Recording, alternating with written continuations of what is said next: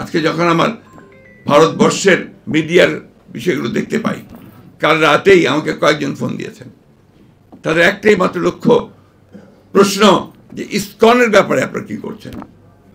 এই প্রশ্নটা অত্যন্ত একেবারেই আপনার উদ্দেশ্য প্রণোদিত একটা অবস্থা তারা তৈরি করতে চায়।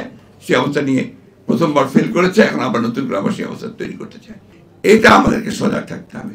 আর আমরাও সেখানে কোনো মতেই যেন আবার সেখানে আরও একটা বিভাজন সৃষ্টি না করি। এখন যেটা এই মুহূর্তে যেটা প্রয়োজন, সবাইকে শান্ত থেকে বিষয়গুলোকে অনুধাবন করে আমাদের ধীরে ধীরে এগিয়ে যাওয়া এবং সবাইকে সঙ্গে নিয়ে সামনের দিকে আগানো। এছাড়া আর কোনো পথ আছে বলে আমি অন্তত মনে করি না। মেবি আই এম রং, কিন্তু এটাই হচ্ছে আমার একমাত্র চিন্তা, যে আমাদের অনলি থিং আমাদের পক্ষে এখন সম্ভব। সেটা আগে আসুন আমরা সবাই একটা লক্ষ্যেই এগিয়ে যাই, সেটা আমরা একটা গণতান্ত্রিক সমাজ, একটা গণতান্ত্রিক রাষ্ট্র আমরা নির্মাণ করি।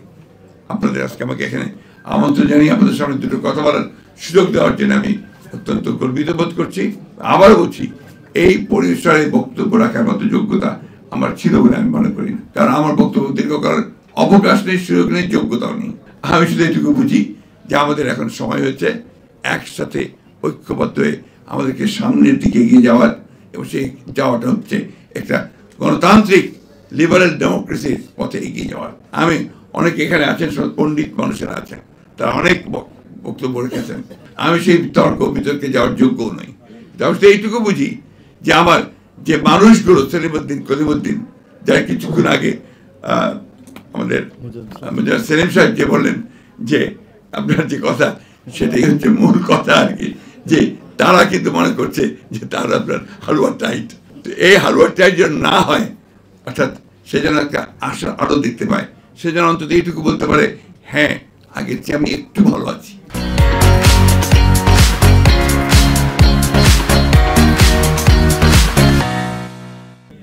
এটা কিন্তু খুব জরুরি। আজকে সেই জায়গাটায় আমরা যাওয়ার চেষ্টা করি। আমি আমার তরুণ ভাইদেরকে বিশেষ করে আহ্বান জানাবো যে আপনারা অনেকটা দায়িত্ব নিয়েছেন, দায়িত্ব এসেছেও, এই দায়িত্বটা কিন্তু দায়িত্বশীলভাবে পালন করতে হবে এবং গোটা জাতিকে সামনে রেখে পালন করতে হবে। আমরা এমন কিছু করব না, এমন কোনো হঠকারিতা করব না যে হঠকারিতার মধ্যে দিয়ে আমরা আবার অন্ধকারের মধ্যে চলে যাব।